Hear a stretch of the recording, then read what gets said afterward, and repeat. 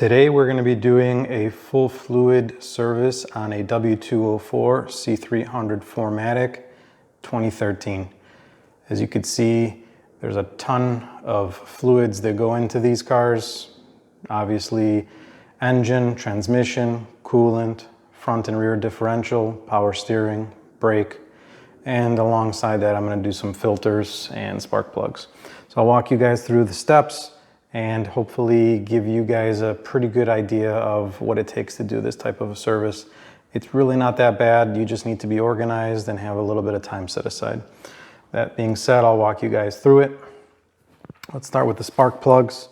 Spark plugs specific to this engine. They are Bosch. You can get the Mercedes, but this is a cheaper version. As you can see here, they are the special 14mm multi-point.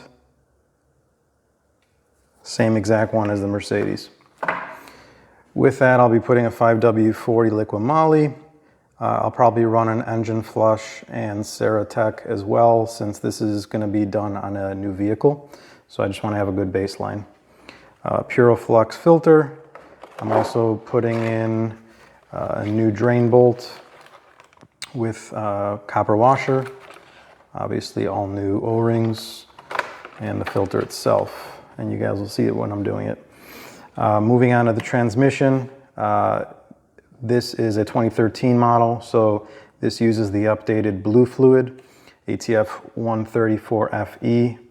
I recommend getting the 2 5-liter bottles.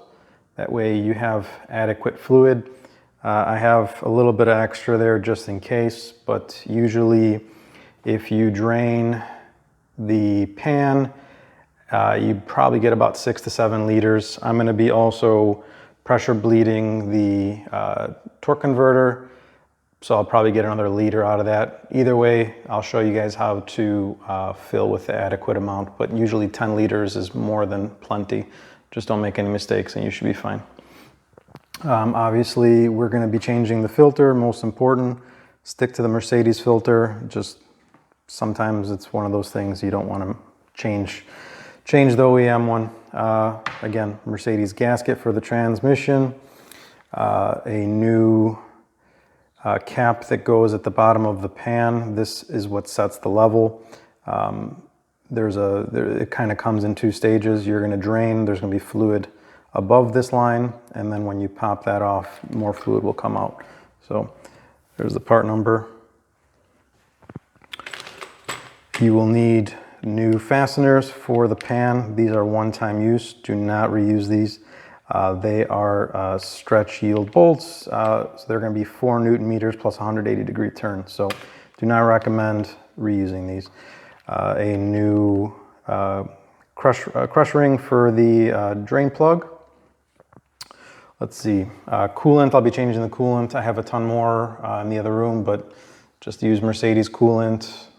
Make sure it's the blue stuff. Don't do anything other than that. Let's see.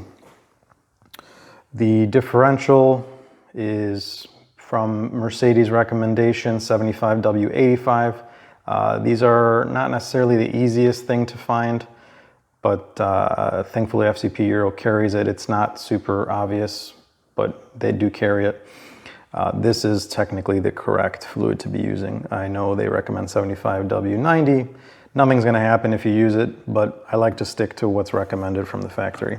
So it has the proper certification here. I just need to find it. It's hard to record and read. Right there, Mercedes MB 235.7. That's what you're looking for. So FEBI 48785. You'll need about 3 bottles, 3 1-liter bottles. The front differential has much controversy in regards to what its capacity is. The front differential on a 4MATIC W204 facelift model, so 2012, 13, 14, they have 0.6 liters of capacity. And there is no fill drain plug. There's only a drain plug. So I'll show you guys how to fill from the drain plug. There is a weep hole at the top, which is pretty much not even worth trying to get to, that some people say you can fill from. I don't recommend it. The book says to remove the front axle shaft and fill from the side. I don't want to deal with that. So I'll show you guys how to do that. In addition, you will use this for the rear, and the rear is about 1.2 liters. So these are the plugs for the rear. As you can see, there's no crush ring. It's just a straight fit. The Mercedes instructions recommend OmniFit. We can't get that in the United States. This is essentially exactly the same thing. I confirmed it with Loctite. It's Loctite 545. So they're both Henkel.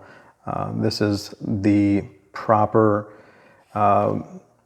thread sealer that you want to use alongside the plug. So just do one line. That's all you need. That will ensure you get adequate seal when you put it on your differential, since you don't have a crush ring. This is the plug for the front differential, new crush ring. Again, simple things. Make sure you're replacing all these. Power steering fluid, CHF11S. There's other brands. I like to stick to Pentosin. It's the most likely the factory fill. Brake fluid. The cap for the reservoir says .4+. So do you need to use .4+? Probably not. The car will work just fine. I like to stick to what's actually recommended for the car. So this is the correct fluid, not super .4, not .4 low viscosity. It's .4+. It's a different formulation. It's considered a low viscosity, but it has different characteristics. That being said, use whatever you want. I'm going to use what's actually the correct fluid. So much cheaper than the Mercedes one. Again, Febi 23930. Alongside that, have a good diagnostic tool for your transmission, so you can read the temperature and fill accordingly. Get yourself some nice torque wrenches. This one's just for general torquing. This is really good for the transmission bolts there, because I can get really low and measure up to 4 Newton meters. And then I can also do my 180-degree turn with it. So you don't need this, but make sure you at least have a torque wrench that can go that low, because if you don't, guessing's, in my opinion, not a good option. This is what I recommend for filling up the transmission. It's just a air pressure fill and pulling tool. So just fill it up to the 10-liter mark and fill as much as you pulled out. That's really easiest way to do it. So here's the rear differential. Rear differential is going to have a drain and a fill for this particular vehicle. This is the drain right here. I just sprayed it down a little bit with a degreaser, so that's why it looks wet, sorry. And there is the fill plug right there. Oops, sorry. There's the fill plug right there, obviously the higher one. So always open the fill plug first to make sure you are not in trouble, and then let everything drain out from there. So grab your 14mm hex, make sure it's seated properly, and loosen the fill plug.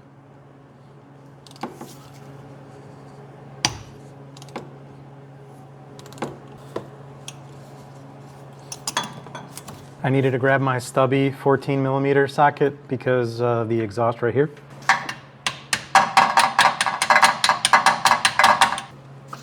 We are now seated. All right, there we go. Break this loose.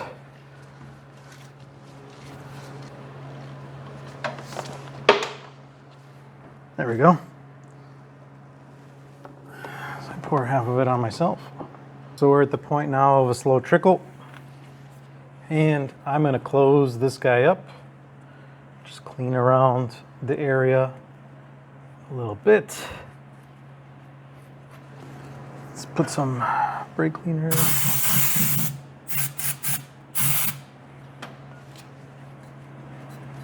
Okay, clean. Now Take your new fastener and take your OmniFit fluid, or in this case my Loctite 545, because you can't source this in the United States, the OmniFit, so you need to use the Loctite, and just put a bead right there. That's it. That's all you need, just one thin bead like that, okay? Now, from there,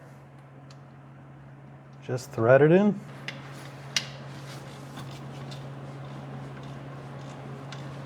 And you're going to want to torque this to 50 Newton meters. Almost there.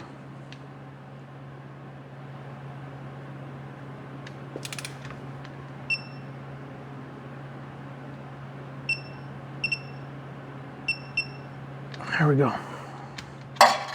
That's it. So the drain side is now thread sealed and torqued. Now we're going to go on to the fill side. 75/85 is what I'll be putting in. Put whatever you want, but this is technically the correct fluid, so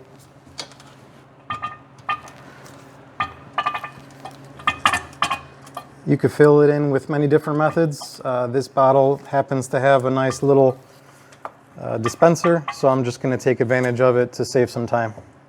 Otherwise, I have a pressure fill unit that I'll show you guys how to use on the front differential.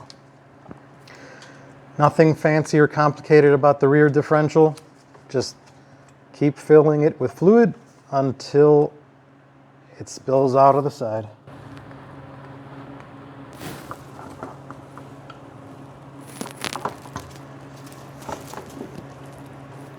Very ugly and mangled bottle, but it's full. And that's indicated by the fluid coming out. So now we're going to let that just drip out of there. As I had talked about earlier, get your Loctite 545, thread that on. And get our torque wrench again and torque it to 50 Newton meters.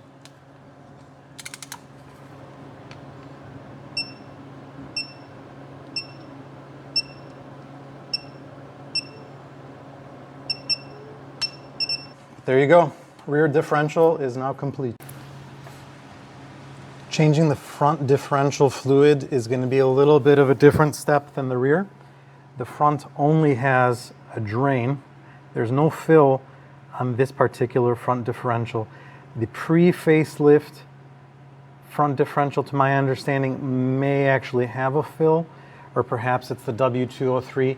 I'm not 100% sure, but for sure there is no fill on the facelift W204, so 2012 to 2014. And honestly, I believe that W205 has a very similar front differential, which only has a drain. That being said, only way you're going to be able to fill it is by the book, which is from the axle. You have to pop off the shaft and then fill from there, and then it will pour out. But that's a lot of work, and I really don't want to do that. So what you can do is pop this guy off, and then we're going to reverse fill from the drain. So I'm going to show you guys how to do that. It's very important that you guys have a means of catching the fluid and measuring it. The reason I say that is I just want to put exactly what I'm going to put in. I'm going to put exactly what drains back in, plus or minus 50 ml. So that's going to be my rule of thumb here, and you'll see that in a second. So grab your 6mm hex.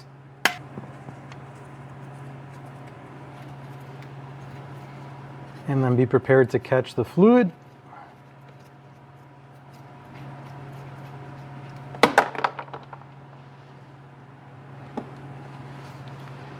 This should be 600 ml. That's how much should be in the front differential, and we're going to confirm that. Keep in mind, it's not going to be perfect 600, just because, you know, there's always some residual that's left, etc., etc. But we should probably be closer to about 500. The last time I did this, that's about pretty much what I pulled out. So we'll confirm that in a sec. We're gonna let that drain now until it is bone dry, because I want to make sure I get all the fluid out and swap it out. Albeit it's not very dirty, it's just a good thing to do. I'm at the 72,000 mark on this car, so it's a new vehicle to me. I want to make sure it's properly maintained from here forward. You can hopefully see I have drained roughly 550 ml, and that checks out because the capacity for this differential is 600 ml. So I am right in line with this. I will be adding plus or minus, like I said, 50, maybe a little bit more. That's going to account for, one, making sure the fluid is not overfilled and comes out of the overflow hole, which then is going to make it look like you have a leak. But two, the method I'm going to show you, you're going to lose just a hair of fluid because you're going to be filling it from the drain hole. So we have to account for that as well. So 550, capacity 600. I'm going to go maybe 625 just to be safe. And I'll show you the best way to do this without losing fluid. Okay, so we're going to be filling this with a pressure fill type unit. I have put 600 ml in there.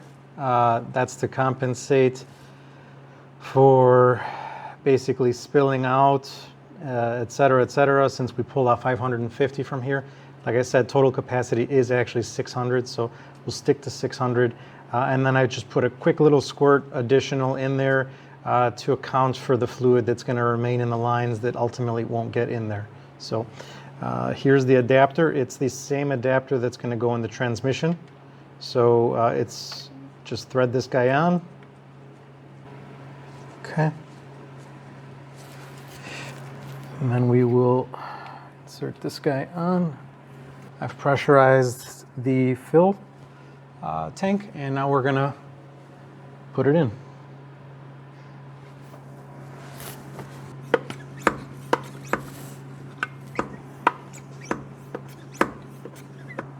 Okay, we're getting towards the end here. You can see that it's starting to pick up a little bit of air. So we're almost done filling here. I'm just gonna continue to pump here. I'm just gonna jiggle it around a little bit to get every last drop. So that should be all the fluid now. It's all gone out of this bottle. You can kind of see it there.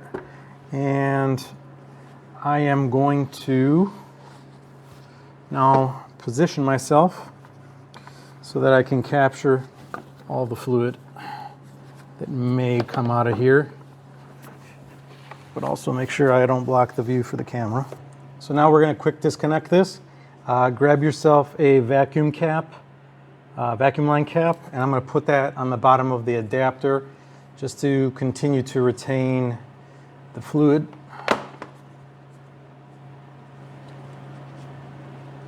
Okay. All right. So now, keep yourself clean here. I've got, actually, you know what? I'm going to do this. Now I'm going to loosen one more.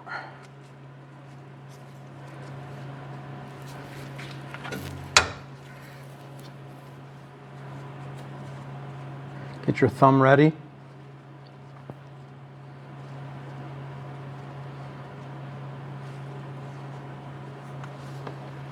Okay, thumb's plugged.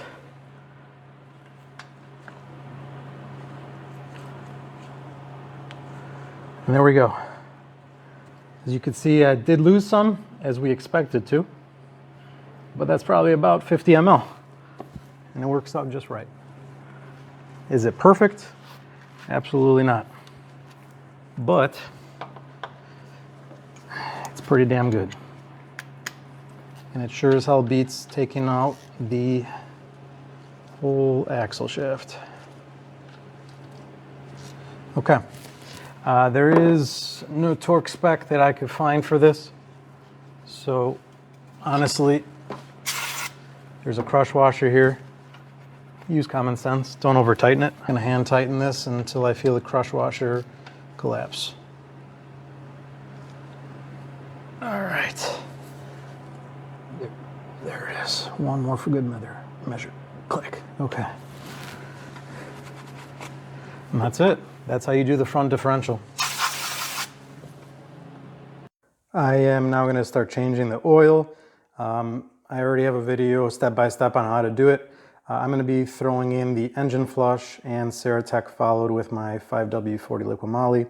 Not necessary to do this, but like I said, just bought the vehicle. Don't really know the history behind it, so I just want to get a baseline here. Typically this actually treats only 5 liters of fluid, and the W204 is a little bit more. It's closer to 7. So not going to literally sit there and meter it. I'm just going to put 1 and 1, even though technically I'm a little bit on the lighter side, but that's fine with me. I just want to get my baseline. So I'm going to throw this in the engine right now, idle it for 15 minutes. And once it's done idling, I'll shut the vehicle off, drain it, and put new filter and oil.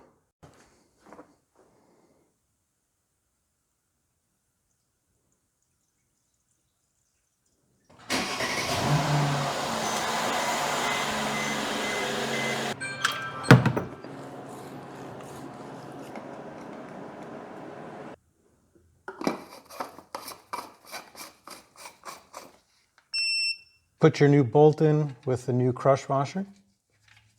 You're going to torque this to 30 Newton meters. We're going to start with 5 liters of 5W40. Now's a good time to put the Ceratec in. You don't want to put that last because then you could end up overfilling. So like I said earlier in the video, 5 liters is 1 bottle of Ceratec treatment. I'm not going to put any more, so I'm going to be a little bit short on technically a full treatment, but I'm more than happy with just putting this in. Shake the bottle up. And we're going to pour the last ½ liter of oil.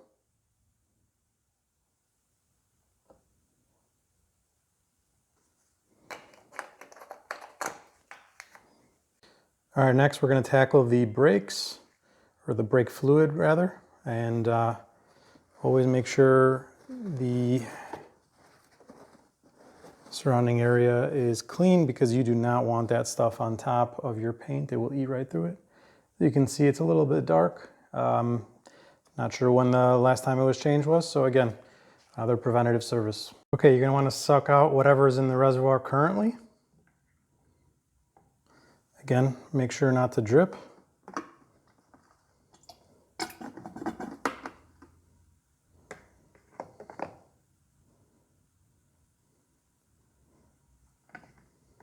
I'm going to use the Motive Power Bleeder, and as I was talking about at the beginning of the video, you can see there, .4 plus, .4 plus. So not super .4, not .4 low viscosity, .4 plus. This is the correct Mercedes brake fluid. Again, don't have to use it, but just letting you guys know what it is. So I'm going to pour 1 liter into the reservoir. Note the color, a lot lighter, a lot less coffee looking, iced tea looking, and just a nice light yellow. The pressure bleeder threaded on nicely, made sure everything was clean on the threads. I have it pressurized right now to a hair just under 15 psi. I'm going to leave that there for about a minute. Make sure I don't lose any pressure. That means I have a sealed pressurized system for my brakes. And from there, I am just going to go around the vehicle and bleed the brake caliper bleeder nipple. The way you want to do it, since this is a left-hand drive vehicle, you want to start from your furthest caliper and work your way to the closest. So in my case, it's going to be right rear, then left rear, then front right, and front left. So now we are at the right rear, and we are going to start bleeding the brake nipple. A nice little tip is if you have not opened this in a really long time, you can always break it free with a ratchet and socket, but then just immediately tighten it. So that way when you get your wrench on here, you don't have to break your knuckles trying to loosen it. So on the W204, it's an 11 millimeter. And we're going to break that loose once I fit the hose on.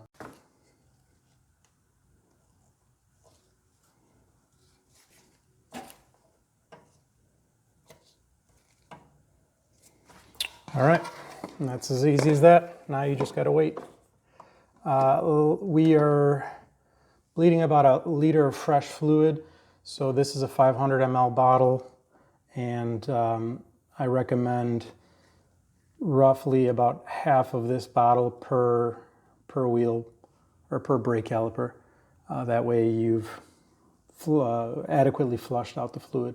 Obviously the lines are going to be longer to the rear, so if you are a little bit shorter on fluid, obviously the rears are going to need a little bit more. So pretty much that's it. Another little tip, every so often, just give it a little bit of a love tap on the caliper. That can help with taking some of the air out of the line. Otherwise, it's as simple as that. I'm not going to show you the rest because they're all the same. Just be careful to introduce air into the system. All you need to do is let the pressure do all the work. When you're done, just tighten the bleeder screw and you're done. And we're on the front left caliper, the last one, and we are just finishing up the bleeding. I just emptied the bottle there because I am going extra heavy on the bleed, but that's pretty much it. It's a pretty easy process, and that should just give you an idea of exactly what you need to do. This is the front caliper, just to give you an idea. It's on the back versus the top. When you're done, just double check the fluid level. Leave it at the same level as it was before. In my case, it was a max, so I left it at max. That's entirely dependent on where your piston is relative to the brake pad wear and stuff like that. So adding more isn't really necessary, just leave it alone.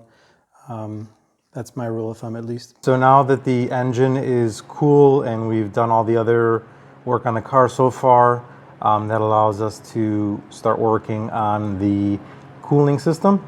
We are going to drain the cooling system from the radiator. There is a valve right here, and there's a nipple right here, which allows us to drain it nice and cleanly. You can attach something to it, which I will do, and that will just transfer right into my bucket. Just open the cap on your coolant reservoir, so that way you have adequate flow, and we are just going to push out whatever we can from the radiator. I'm not going to do anything further than that, as this is just a maintenance.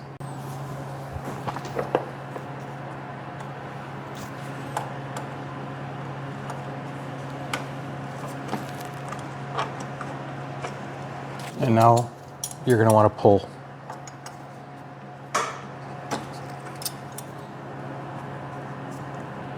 And there you go.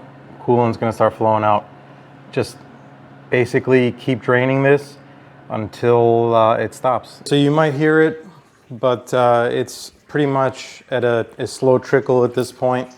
I've roughly removed about 5.5 quarts of coolant.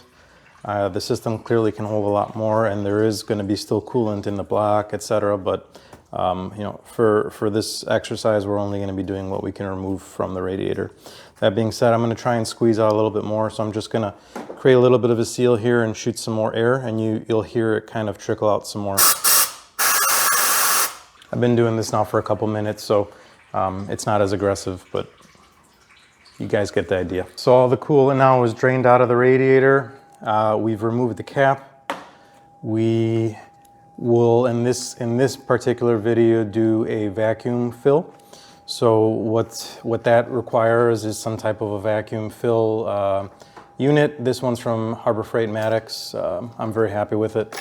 Comes with a bunch of adapter plates. You're gonna need an airline that can supply 90 psi, and you're gonna need an adapter to go into the coolant reservoir.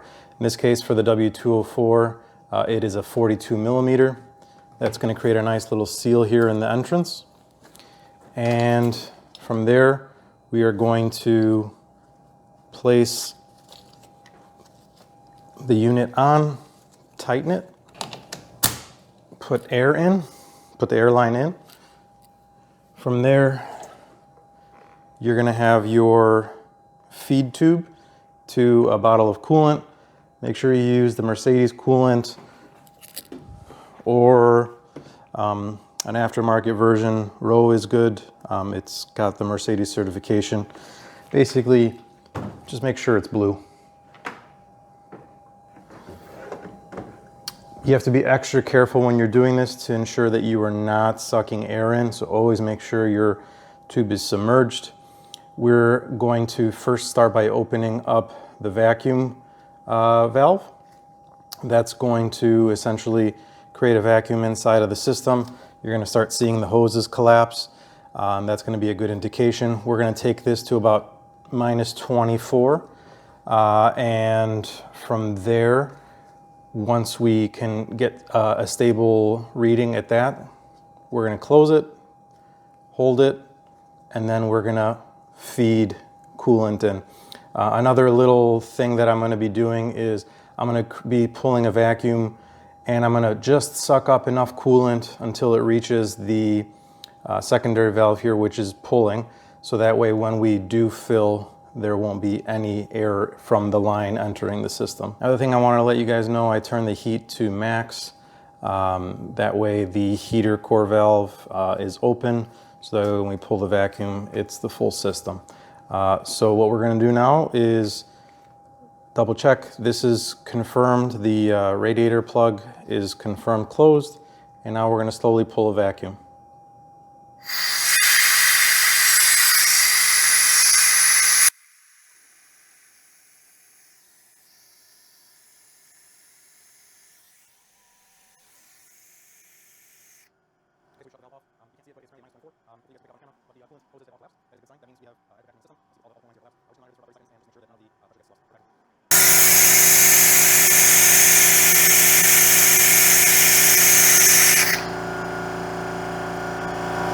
Okay, so we've shut the valve off.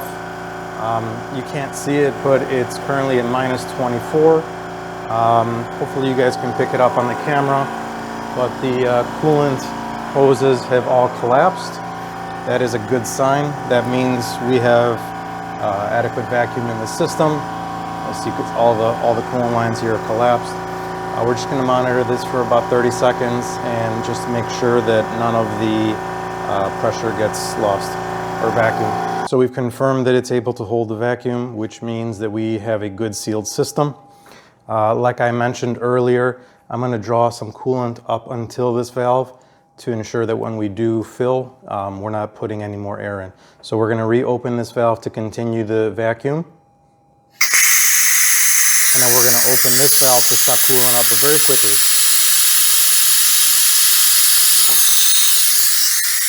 Okay. Very important to note, do not let this bottle run dry. So just keep an eye on it at all times. All right, we're going to start filling, and now you guys are going to notice the hoses start to fill up. Just have your hand on this valve at all times to be very quick to ensure that you do not introduce air. I don't even have it open all the way just to ensure that I can control this a little better. And you're going to see the vacuum's going to start dropping. In addition to that, I am going to start losing my coolant right now. So I'm going to stop. Not going to take the risk here, and I'm going to fill in another bottle.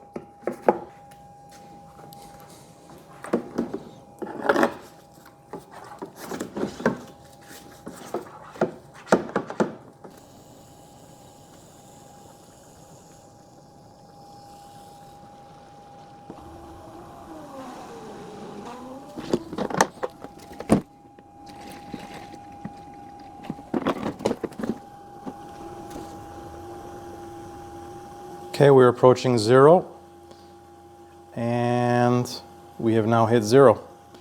Okay, that means the system is fully filled.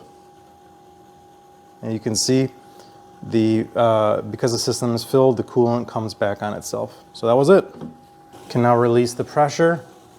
You're going to hear this pump from the cooling system kick on. That's normal. All you're going to do next is start the car up, run it to temperature, and make sure that heat works and you're not actually overheating. All right, guys. Now that we've done the coolant, I idled the car. I did that off camera. Took it all the way up to operating temperature.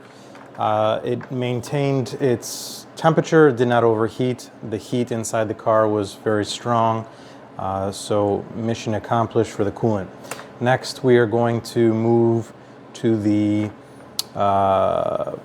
spark plugs. I want to let the transmission cool down a little bit, so that way we can drain the transmission at cold temperature, as that's technically the proper way to do it, to get the levels and everything correct. So we're going to tackle the spark plugs next. First things first, in order to start the spark plugs, you got to remove the air box. So I've already broke loose this clamp here. It's reusable, so take care when you're doing it. Just get underneath here and pop it clockwise until this loosens up. Next, you're going to want to take these guys apart here. E10.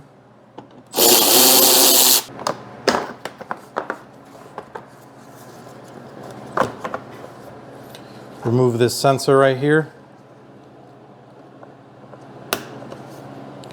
Pop the gray clip up gently and then push on it like a lever to release. Just get that out of the way.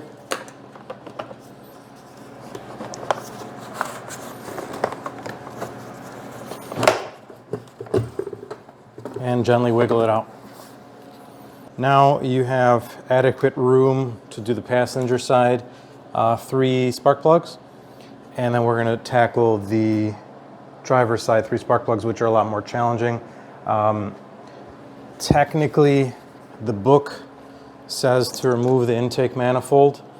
That is quite an involved process, since you need to take apart vacuum lines and connectors, etc., etc. I don't really recommend that unless you know that you have some issue behind here, such as the 6 green gaskets for the intake manifold need replacing. That could be causing a vacuum leak. That's something that I've experienced in the past. But if you don't have a check engine light regarding any of that and your performance is fine, I would recommend leaving this alone and just tackling the spark plugs with the manifold on. You definitely can do it, and I'll show you guys how to do that. All right, take your T25 and loosen the 3 fasteners on here.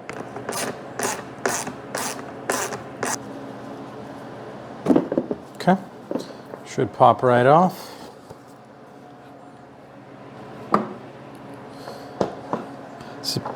Nah, never mind.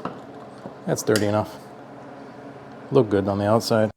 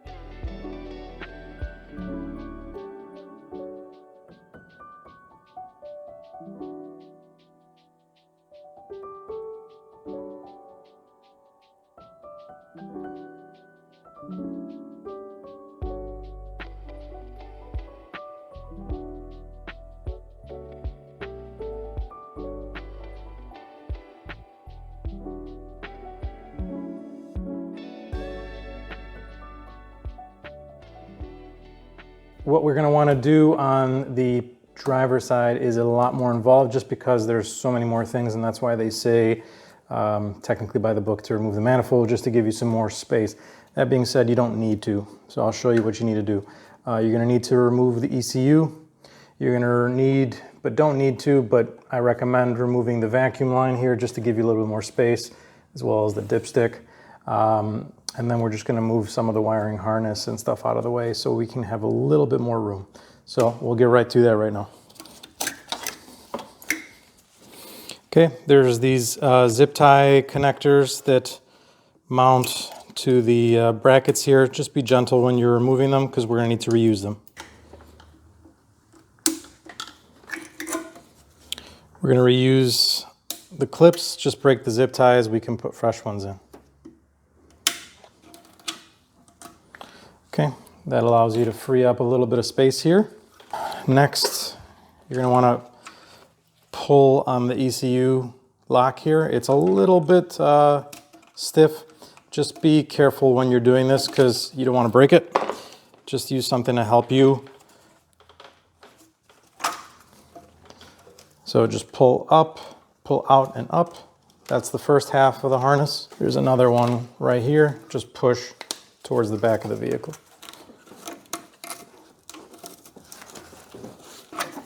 Okay, harness is now out. Pull up on the ECU now. And gently put that out of the way. That frees up even more room for us. And you can start to see everything is kind of making its way through here. So there's one spark plug, there's two, there's three.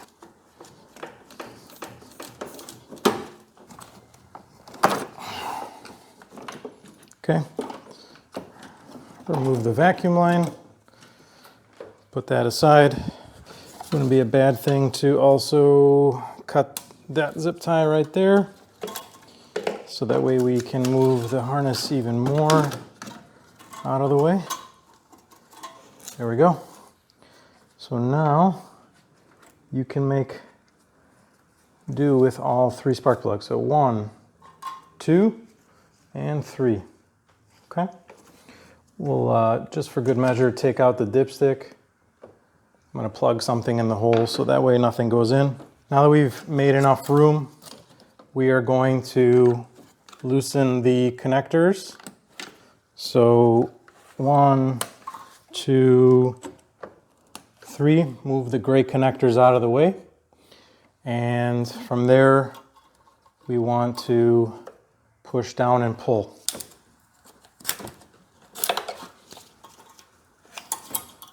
There's one. It's good to use some long pry tools here. Try and use ones that don't have sharp edges just to make sure you don't sever anything. I'm just using O-ring picks.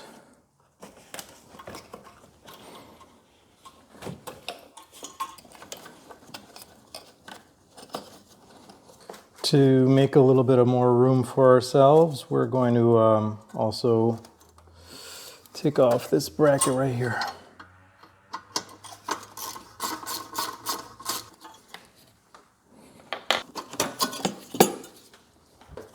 We'll start with the back one and we'll work our way forward. Okay. Broke the back one free. Okay, and it's out. Now we're going to stick the spark plug socket in.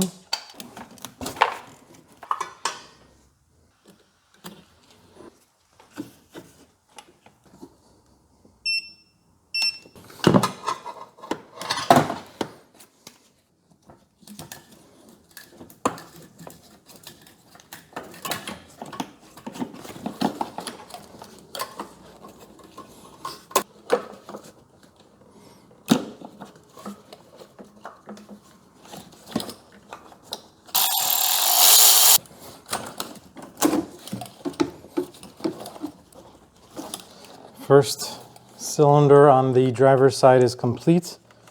We're just now going to slide the connector in, push the gray clip, it's locked. All right, now we can put the dipstick back and we continue on with the next cylinder.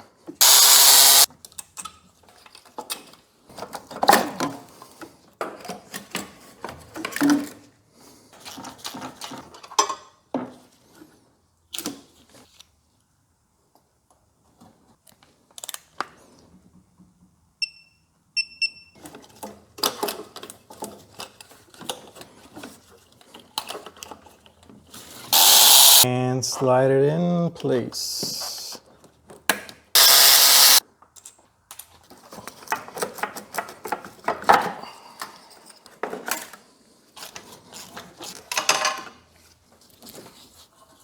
So now that we're done with all three banks on the driver's side, we're just going to reinstall everything with the wiring harness and brackets.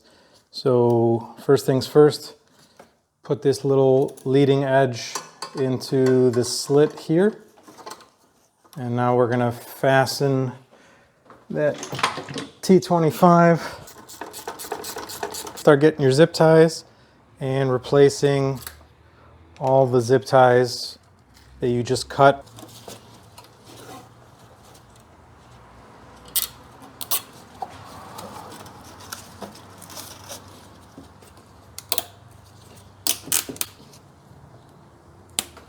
Well, let's slide the ECU back in place. There's going to be two tabs at the bottom and a fin.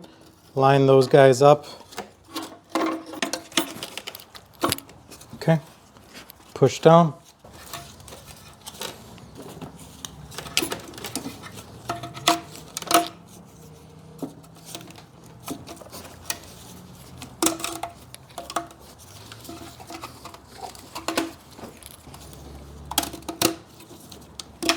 Get two more zip ties here for the ECU.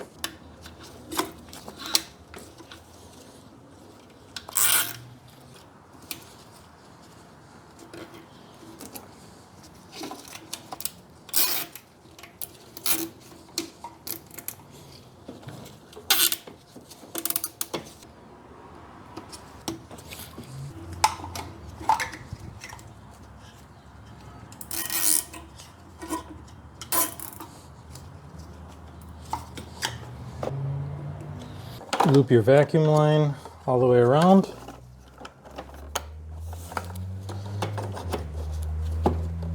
Spark plugs are now complete. We're going to put the air box back in place and we're going to start it up just to make sure everything is good before we proceed. So I forgot to hit record. I apologize for that, but you didn't really miss much.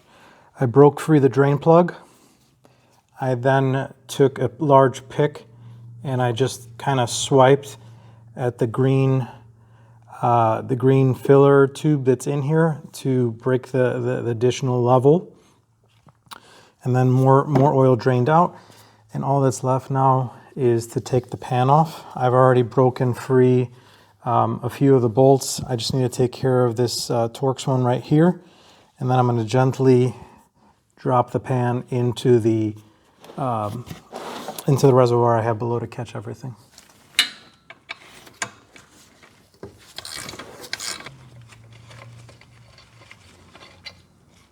And we're going to do our best here to position it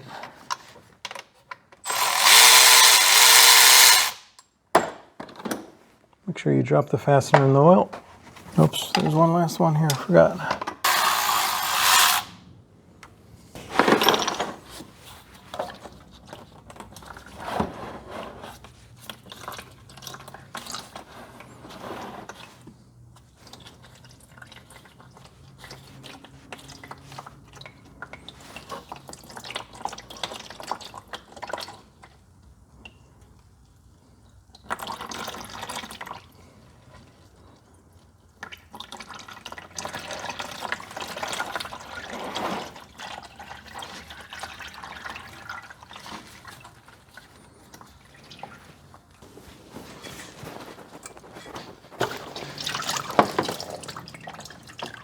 Okay, the next thing we want to do is remove this T25 if you are going to be applying pressure to the system for an additional drainage of fluid, like I'll be doing.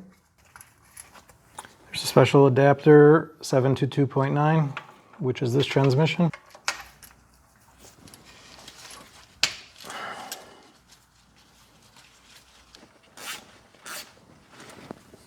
Next, we're going to thread on the fitting.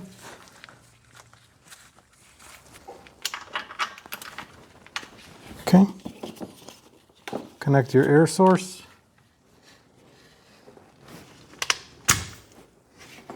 And we're going to now bleed additional fluid out of this transmission by applying some air to it.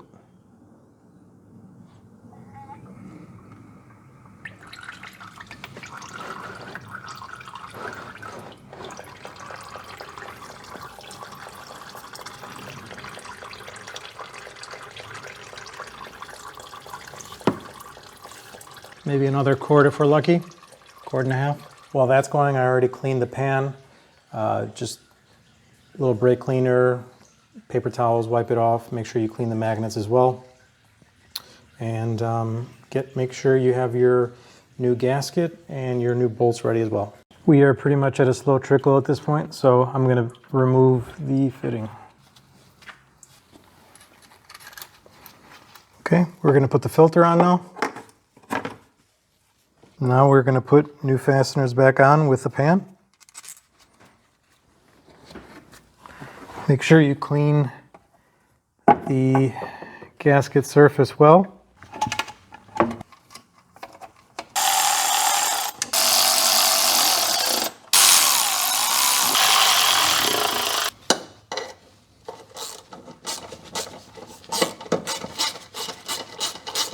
We're going to torque this to 4 Newton meters.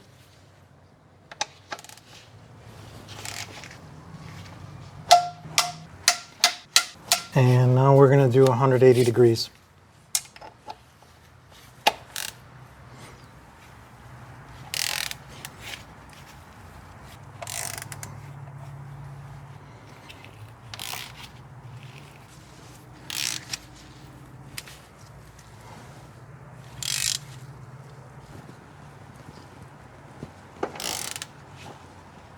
So now we have the adapter for the fill in place. We drained about 6.5 liters in this go. Sometimes I get more, sometimes I get less. I was in a little bit of a rush, so I didn't wait too long, and I did it with the temperature of the transmission on a little bit on the high end, which I believe means you usually don't get as much. So that being said, I just put about 8 liters in here. There you can see 8 liters. Like I said, I filled 6.5, or I drained 6.5. So I'm gonna overfill probably to 7 liters and then see what happens. All right, I'm gonna warm it up to 45 degrees Celsius, and we should check the level then from there, because the green fill piece is gonna be in there, and hopefully at 45C, I have fluid draining, not requiring more, and that means I have the correct level. So let's get ready to pump. Valves open. I'm going to start with 6 liters. And we're going to start the car and go from there.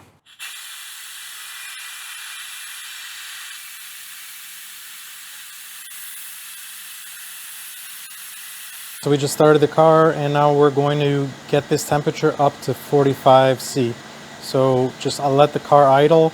As you get a little bit closer to 45, run through the gears a few times, park, reverse, neutral, drive, and repeat 2-3 times just to get the fluid in all actuations.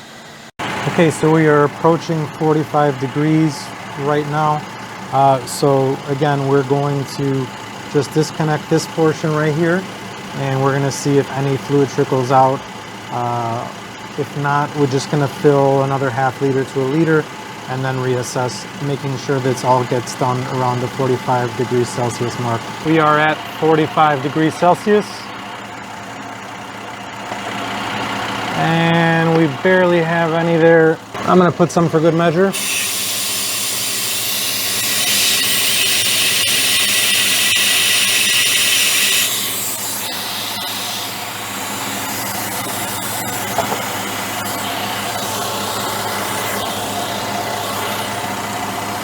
Okay, so we clearly are level now.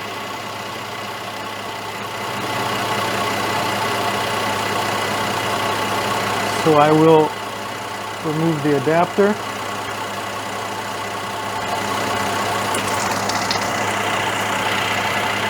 Make a huge mess. And put the fill plug on. We're going to torque this to 22 Newton meters.